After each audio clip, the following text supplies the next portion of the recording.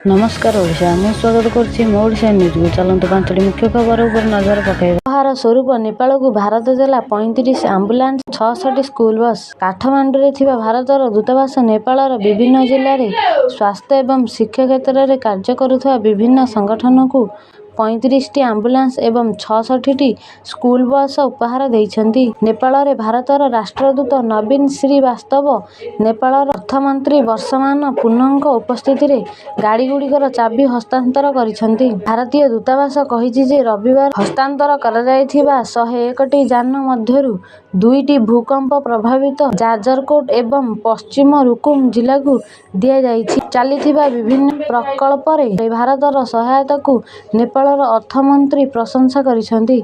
से कहिछन्ति जे यह नेपाल एवं भारत मध्य लोकंक मध्य संपर्क एवं द्विपाक्षिक संपर्क को मजबूत करिवो। एही गाड़ी हस्तांतर कार्यक्रम रे विभिन्न जिला पौर संस्था तथा ग्रामीण पौर संस्थार मेयर तथा चेयरमैन तथा हिताधिकारी संगठन प्रतिनिधि नेपाल सरकार अधिकारी तथा राजनैतिक प्रतिनिधि माने उपस्थित थिले। चलंतु परवर्ती खबर उपर नजर पकाइबा। प्रत्येक वृद्ध व्यक्ति 5 लाख टंका पर्यंत मागणा चिकित्सा। नरेंद्र मोदी सरकार जदि क्षमता को आसंती तेबे आयुष्मान भारत योजनार परिसर विस्तार हेबो। प्रधानमंत्री नरेंद्र मोदी लोकसभा निर्वाचन 2024 पई बीजेपी घोषणा पत्र प्रकाश करिबा बेले एही घोषणा करिसेंती। प्रधानमंत्री कहिसेंती 70 वर्षरु अधिक प्रत्येक वरिष्ठ नागरिकों को आयुष्मान भारत योजना अधीन रे आना जिवो। प्रधानमंत्री नरेंद्र मोदी कहिसेंती जे यह 70 वर्षरु अधिक वयस्क नागरिकों को मागणा चिकित्सा जोगाइबो। प्रधानमंत्री कहिसेंती 70 वर्षरु अधिक वयस्क प्रत्येक व्यक्ति से गरीब मध्यवर्ती किंबा उच्चवित्त तांकु 5 लाख टंका पर्यंत मागणा चिकित्सा सुविधा दियाजिवो। यह व्यतीत ट्रांसजेंडर मानकु मध्य एही योजनार अधीन रे आना जिवो। कहि रखुछु जे 2018 मसिया रे केंद्र रे थिबा नरेंद्र मोदी सरकार गरीब लोकन पई आयुष्मान भारत योजना आरंभ करथिले। यह अधीन 5 लाख टंका पर्यंत मागणा स्वास्थ्य बीमा दिया जाउछि। एही योजना अधीन हिताधिकारी माने प्रति वर्ष 5 लाख टंका पर्यंत मागणा चिकित्सा पाई परिबे। एही योजना अधीन 34 कोटी रु अधिक आयुष्मान कार्ड प्रस्तुत करा जायछि। केवल गत 2 आर्थिक वर्ष रे 16 कोटी रु अधिक आयुष्मान कार्ड प्रस्तुत करा जायछि। एथि सहित गत 30 दिन मध्य 60,404 कार्ड प्रस्तुत करा जायछि। एही कार्ड उत्तर प्रदेश सर्वाधिक चाहिदा रहिछि। एही राज्य रे 5 कोटी रु अधिक कार्ड प्रस्तुत करा जायछि। आज देशर प्रधानमंत्री नरेंद्र मोदी बीजेपी घोषणा पत्र प्रकाश करिथिबा बेले एही विषय रे प्रस्तुति सूचना दैछन्ति। प्रधानमंत्री मोदी तांको सूचना देबा बेले कहिसेंति जे 70 वर्षरु अधिक वयस्क समस्त आयुष्मान योजना अधीन रे रहिबे। सेमाने 5 लाख टंका पर्यंत मागणा चिकित्सा पाइबे। चलंतु परवर्ती खबर उपर नजर पकाइबा। इस्राएल को बंचाइला एरो 3 प्रतिरक्षा व्यवस्था कौन जानतु। इस्राएल वायु प्रतिरक्षा व्यवस्था एरो 3 एक भीषण विपर्ययरू इस्राएल को रक्षा करिछि। एही प्रतिरक्षा व्यवस्था सबु टार्गेट को तत्क्षणात चिन्हट करी नष्ट करिवार विस्मयकारी क्षमता प्रतिपादित करने सह इस्राएल प्रतिरक्षा शक्ति को एक नुआ पर्याय को नैछि। ईरान द्वारा निक्षेप करा जायथिबा समस्त बालिस्टिक क्षेपणास्त्र को पृथ्वीर वायुमंडल बाहर आरो 3 निष्क्रिय करिवारे सक्षम होइछि, जहाकि ईरानर सबु योजना को धूलिसात कर देइछि। ईरानर आक्रोशमूलक आक्रमण रोकिबा पई इस्राएल आयरन डोम मध्य निर्णायक भूमिका नैछि। 200 रु अधिक ड्रोन एवं क्रूज क्षेपणास्त्र को गत राति रे यह नष्ट करिछि एवं प्रलयंकारी क्षयक्षतिरु इस्राएल को बंचाइछि।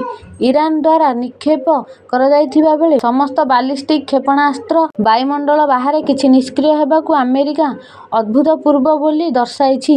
एरो 3 प्रतिरक्षा व्यवस्था कौन जानतु। इस्राएल बहुस्तरीय वायु प्रतिरक्षा व्यवस्थार शीर्ष स्तर रे प्रतिनिधित्व करिथिबा एरो 3 पृथ्वीर वायुमंडल बाहर परमाणु एवं अन्यान्य अणपारंपरिक युद्धास्त्र रे सज्जित बालिस्टिक क्षेपणास्त्र को रोकिबा पई डिजाइन करा जायछि। इस्राएल एही प्रतिरक्षा व्यवस्था को ईरान आक्रमण दृष्टि रे संपूर्ण प्रस्तुत रखिथिला एवं यह टार्गेट नष्ट करिवार 100% सफल होइछि। इस्राएल मुख्य सामरिक मुखपात्र डानियल हागारी रविवार कहिसेंति जे ईरान द्वारा निक्षेप करा जायथिबा 22 संख्यक बालिस्टिक क्षेपणास्त्र विरोध में एरो 3 निज समर्थ प्रमाणिक करने सह इस्राएल नागरिकों मध्य सुरक्षा नहीं ପର୍ଯ୍ୟାପ୍ତ ଆତ୍ମବିଶ୍ୱାସ ସୃଷ୍ଟି କରିଛି। ଆମେରିକାର ପାଣ୍ଠିରେ ବିକଶିତ ଏବଂ ବାୟୁ ପ୍ରତିରକ୍ଷା ବ୍ୟବସ୍ଥା ବୋଇଂ ଏବଂ ସରକାରୀ ମାଲିକାନାରେ ଥିବା ଇସ୍ରାଏଲ ଏରୋସ୍ପେସ୍ ଇଣ୍ଡଷ୍ଟ୍ରି ଦ୍ୱାରା ପ୍ରସ୍ତୁତ ହୋଇଛି। ଏରୋ-3 ଦୀର୍ଘ ଦୂରତା ବିଶିଷ୍ଟ କ୍ଷେପଣାସ୍ତ୍ରକୁ ରୋକିବା ପାଇଁ ବାୟୁମଣ୍ଡଳ ବାହାରେ ତା'ର କାର୍ଯ୍ୟଦକ୍ଷତା ଯେଭଳି ପ୍ରତିପାଦିତ କରିଛି, ତାହା ସମଗ୍ର ମଧ୍ୟପ୍ରାଚ୍ୟରେ ଇସ୍ରାଏଲ ପାଇଁ ସୁରକ୍ଷା ଏକ ନୂଆ ବଳୟ ସୃଷ୍ଟି କରିଛି। ଅତି ଉନ୍ନତ ପ୍ରତିରକ୍ଷା ବ୍ୟବସ୍ଥା ଦ୍ୱାରା ଏକ କ୍ଷୁଦ୍ର ରାଷ୍ଟ୍ର କିଭଳି ଯେ କୌଣସି ଶକ୍ତିର ମୁକାବିଲା କରିପାରିବ ତାହାର ପ୍ରମାଣ ବୋଲି କହିଛି। ଏରୋ-3 ଇରାନ ପାଖରେ ପର୍ଯ୍ୟାପ୍ତ ଉପଲବ୍ଧ ଯେ କୌଣସି ଶ୍ରେଣୀର କ୍ଷେପଣାସ୍ତ୍ର ରୋକିବା ପାଇଁ ଇସ୍ରାଏଲ ସମର୍ଥ ବୋଲି ଜଣାପଡ଼ିଥିବାରୁ ଆଗରୁ ଇରାନର ରଣନୀତି କ'ଣ ହେବ ତାହା ଉପରେ ସମସ୍ତ ନଜର ରହିଛି। ଏରୋ-3ର ଇନଫ୍ରାରେଡ୍ ଏବଂ ରାଡାର ସିଷ୍ଟମ ଅତ୍ୟାଧୁନିକ ସେନ୍ସର ବ୍ୟବହାର କରି ଆସୁଥିବା ବିପଦକୁ ଚିହ୍ନଟ ଏବଂ ଟ୍ରାକ୍ କରିଥାଏ।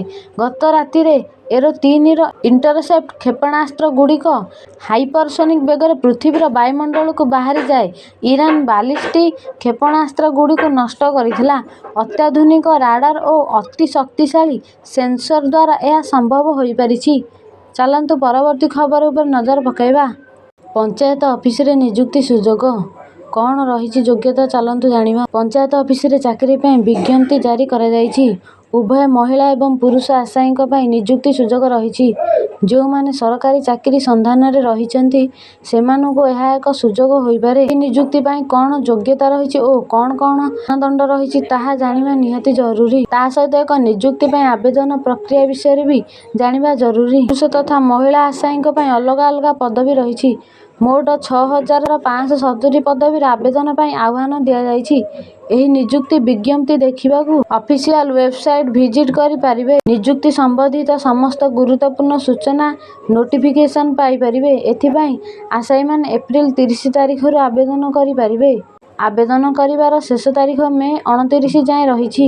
ମୋଟ 6,570ଟି ପଦବୀ ମଧ୍ୟରୁ 4,270ଟି ପଦବୀରେ ପୁରୁଷ ଆଶାୟୀ ନିଯୁକ୍ତି ପାଇବେ। 2,300ଟି ପଦବୀରେ ମହିଳାଙ୍କୁ ସୁଯୋଗ ମିଳିବ। ଖାଲି ପଡ଼ିଥିବା ଆକାଉଣ୍ଟ ସହାୟତା ପଦବୀ ପୂରଣ କରିବାକୁ ଏହି ନୋଟିଫିକେସନ ଜାରି କରାଯାଇଛି। ଅଣସଂରକ୍ଷିତ ବର୍ଗରେ 1,643 ପଦବୀ ରହିଥିବା ବେଳେ ଇ.ଡବ୍ଲ୍ୟୁ.ଏସ୍.ରେ 6,657 ପଦବୀ ଖାଲି ପଡ଼ିଛି। ସେହିଭଳି ଏସ୍.ସି. ବର୍ଗ ପାଇଁ 1,313 ପଦବୀ ଖାଲି ଥିବା ବେଳେ ଏସ୍.ଏସ୍.ଟି. ବର୍ଗ ପାଇଁ 131 ପଦବୀ ଖାଲି ପଡ଼ିଛି। ପଛୁଆ ବର୍ଗ ପାଇଁ 1,643ଟି ପଦବୀ ଖାଲି ପଡ଼ିଛି। ଅଣସଂରକ୍ଷିତ ପୁରୁଷ ବର୍ଗର ପାଇଁ ସମୟସୀମା ଅଧିକରୁ ଅଧିକ 45 ବର୍ଷ ପର୍ଯ୍ୟନ୍ତ ରହିଛି। ସେହିଭଳି ଇ.ଡବ୍ଲ୍ୟୁ.ଏସ୍. ବର୍ଗ ପାଇଁ ଅଧିକରୁ ଅଧିକ ବୟସ ସୀମା 48 ବର୍ଷ ରହିଛି। ଲିଖିତ ପରୀକ୍ଷା ଆଧାରରେ ଚୟନ ପ୍ରକ୍ରିୟା ଆରମ୍ଭ ହେବ। ଲିଖିତ ପରୀକ୍ଷାରେ ଉତ୍ତୀର୍ଣ୍ଣ ହେଲେ ଏକ କମ୍ପ୍ୟୁଟର ଆଧାରିତ ପରୀକ୍ଷା ଦେବାକୁ ହେବ। ଏହି ନିଯୁକ୍ତି ପାଇଁ ଆବେଦନକାରୀଙ୍କୁ 250 ଟଙ୍କା ଆବେଦନ ଶୁଳ୍କ ଦେବାକୁ ପଡ଼ିବ। ତେବେ ଏସ୍.ଏସ୍.ଟି. ବର୍ଗଙ୍କ ପାଇଁ କୌଣସି ଆବେଦନ ଶୁଳ୍କ ଦେବାକୁ ପଡ଼ିବ ନାହିଁ। ଚାଲନ୍ତୁ ପରବର୍ତ୍ତୀ ଖବର ଉପରେ ନଜର ପକାଇବା। ରାସନ କାର୍ଡଧାରୀଙ୍କ ପାଇଁ ଖୁସି ଖବର। ଏବେ କାର୍ଡରେ ପାଇବେ ଏହି ନୂଆ ଜିନିଷ। ରାସନ କାର୍ଡଧାରୀଙ୍କ ପାଇଁ ଆସିଲା ଖୁସି ଖବର। ରାଜ୍ୟରେ ଗରିବମାନଙ୍କର କଲ୍ୟାଣକୁ ଦୃଷ୍ଟିରେ ରଖିବା ସହ ମଝିରେ ମଝିରେ ଅନେକ ଗୁରୁତ୍ୱପୂର୍ଣ୍ଣ ନିଷ୍ପତ୍ତି ମଧ୍ୟ ନେଉଛନ୍ତି। ଏହି କ୍ରମରେ ଅନ୍ତ୍ୟୋଦୟ ରାସନ କାର୍ଡଧାରୀ ମାନେ ଏଥିରେ ଅନେକ ଲାଭ ପାଇ ଯାଉଛନ୍ତି। ଦାରିଦ୍ର୍ୟ ସୀମାରେଖା ତଳେ ଥିବା ପରିବାର ପାଇଁ ମୋଦି ସରକାର ଅନ୍ତ୍ୟୋଦୟ ଯୋଜନା କାର୍ଯ୍ୟକାରୀ କରୁଛନ୍ତି। ଏହି ଯୋଜନା ଅଧୀନରେ ପ୍ରତି ମାସରେ ସବସିଡି 35 କିଲୋଗ୍ରାମ ରାସନ ଯୋଗାଇ ଦିଆଯାଉଛି। ଏହି ସୁବିଧାରେ ଗହମ, ଚାଉଳ ସହ ଚିନି ମଧ୍ୟ ଯୋଗାଇ ଦିଆଯାଇଥାଏ। ତାହା ଏହି ସୁବିଧାରୁ ଅନେକ ଲୋକ ଚିନି ନେବାରୁ ବଞ୍ଚିତ ହେଉଛନ୍ତି।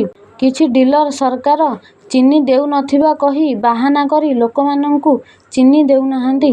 ତେଣୁ ଏହି କାରଣରୁ ଅନ୍ତ୍ୟୋଦୟ କାର୍ଡଧାରୀମାନେ ଚିନି ପାଇପାରୁନାହାନ୍ତି। ସମବାୟର ଏଥିପ୍ରତି ଦୃଷ୍ଟି ଆକର୍ଷଣ କରିବା ପରେ ଏହାକୁ ନେଇ ପ୍ରମୁଖ ନିର୍ଦ୍ଦେଶନାମା ଜାରି କରାଯାଇଛି। ତେବେ ଏକ ରିପୋର୍ଟ ଅନୁଯାୟୀ ଅନ୍ତ୍ୟୋଦୟ ରାସନ କାର୍ଡଧାରୀମାନେ ଯେତିକି ଚିନି ଦିଆଯିବା ଉଚିତ ବର୍ତ୍ତମାନଠାରୁ ରାଜ୍ୟରେ ଅନ୍ତ୍ୟୋଦୟ ଅଧିକାରୀ କାର୍ଡଧାରୀ ମାନେ ସେହି ସବୁ ସୁବିଧା ପାଇପାରିବେ। ଅର୍ଥାତ୍ ଏଥର ରାସନ କାର୍ଡରେ ଲୋକଙ୍କୁ ସରକାର ତରଫରୁ ଚିନି ମିଳିବା ପାଇଁ ଯାଉଛି। ଦେଶର ପ୍ରାୟ 1.5 କୋଟିରୁ ଅଧିକ ଲୋକଙ୍କ ପାଖରେ ଏହି ଅନ୍ତ୍ୟୋଦୟ ରାସନ କାର୍ଡ ରହିଛି। ଏଥିସହ ରାଜ୍ୟର ପ୍ରାୟ 6 ଲକ୍ଷ ଲୋକ ପାଖରେ ଏହି କାର୍ଡ ରହିଛି। ପ୍ରତି ମାସରେ ରାସନ କାର୍ଡଧାରୀଙ୍କ ପାଇଁ 500 ଗ୍ରାମର ଚିନି ଯୋଗାଇ ଦିଆଯାଉଛି। ସମୁଦାୟ 17,235 ଜଣ ଡିଲର ରହିଛନ୍ତି। ତେବେ ସେହି ଡିଲର ମଧ୍ୟରୁ କିଛି ଡିଲର ଚାଉଳ ଦେଇ ଚିନି କିନ୍ତୁ ଦେଉନାହାନ୍ତି। କିଛି ନା କିଛି କାରଣ କହି ଲୋକଙ୍କୁ ଚିନି ନେବାରୁ ବଞ୍ଚିତ କରୁଛନ୍ତି। ବଜାରରେ ଚିନିର ମୂଲ୍ୟ 40ରୁ 45 ଟଙ୍କା ରହିଥିବା ବେଳେ ଅନ୍ତୋଦୟଧାରୀମାନଙ୍କୁ ସବସିଡି ଉପରେ କିଲୋଗ୍ରାମ ପିଛା 13 ଟଙ୍କା 50 ପଇସାରେ ପ୍ରଦାନ କରାଯିବ। ତେବେ ଏଥର ସବୁ ରାସନ କାର୍ଡଧାରୀମାନେ କାର୍ଡ ଦ୍ୱାରା ଚିନି ପାଇପାରିବେ। ତେବେ ଏହିଭଳି ଗୁରୁତ୍ୱପୂର୍ଣ୍ଣ ଖବର ଅପଡେଟ୍ ପାଇବା ଲାଗି ଆମ ସହ ଆଗରୁ ଯୋଡ଼ି ହୋଇ ରୁହନ୍ତୁ। ଆଗକୁ ଯୋଡ଼ି ହୋଇ ରୁହନ୍ତୁ। ଏମିତି ନୂଆ ନୂଆ ଖବର ଜାଣିବା ପାଇଁ ମୋ ଚ୍ୟାନେଲକୁ ଲାଇକ୍, ସେୟାର, ସବସ୍କ୍ରାଇବ୍ କରନ୍ତୁ। ପାଖରେ ଥିବା ଘଣ୍ଟି ବଟନକୁ ଦବାଇ ଅଲ୍ ନୋଟିଫିକେସନ୍ ଉପରେ ଅନ୍ କରନ୍ତୁ। ଯାହାଫଳରେ ମୁଁ ପଠାଉଥିବା ଭିଡ଼ିଓ ପ୍ରଥମେ ଆପଣଙ୍କ ପାଖରେ ପହଞ୍ଚି ପାରିବ। ରହୁଛି ଜୟ ଜଗନ୍ନାଥ, ଜୟ ହିନ୍ଦ।